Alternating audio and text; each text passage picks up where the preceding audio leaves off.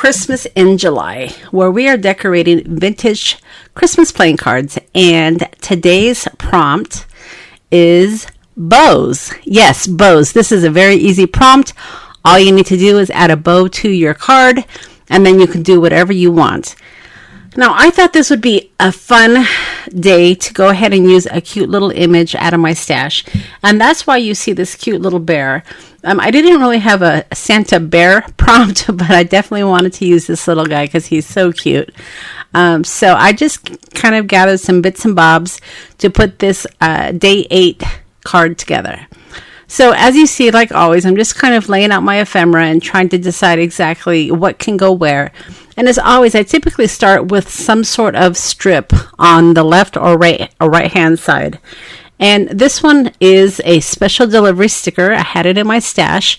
And this is a printable in my shop. So if you need some labels that say special delivery, that's where you can find them.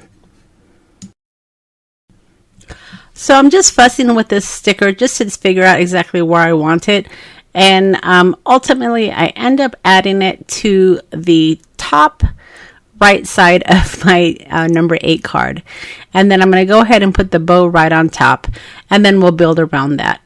As you can see, I also have some Christmas postage stamps as well, and that will kind of go along with the bow and special delivery mail theme. I don't really have any prompts for Christmas mail or Christmas cards, so I thought this would be a good time to use some of our Christmas postage stamps. So I decided to put that little bear right on the bottom because it looks like he needs to be sitting down, and I didn't necessarily want him floating in air. So I'm kind of placing him at the bottom of the card, and then what I'll do is I will add those postage stamps right behind him. So I'm going to go ahead and add those next, and then I will place the bear right on top. Now, like I've said in the prior videos, you don't need very many ephemera pieces because this is not a very big space that you need to decorate. We're working with regular old playing cards. This just happens to be a Christmas playing card deck.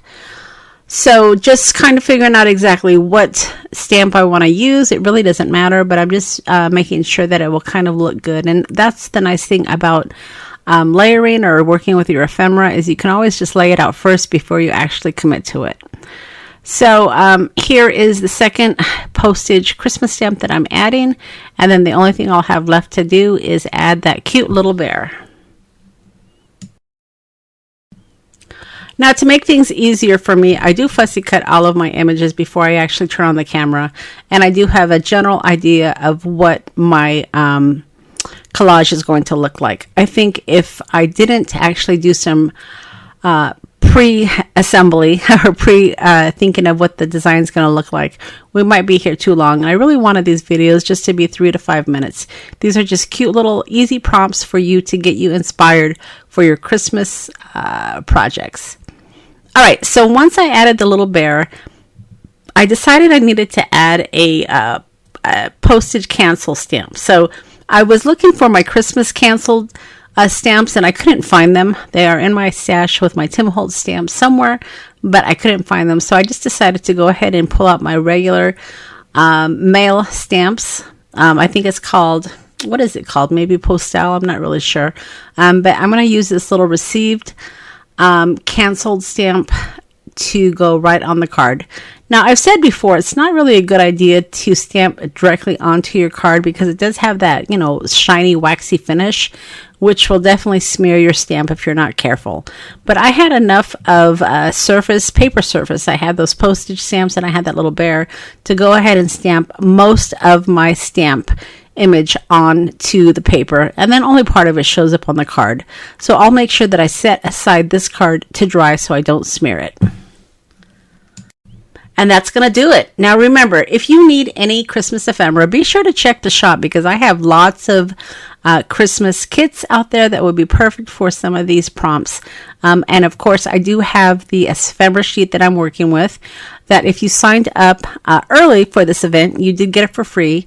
But if you failed to sign up, it still is available in the shop only for $1. So be sure to go and get it and download it, and you'll have many of the prompts that I'm using this month.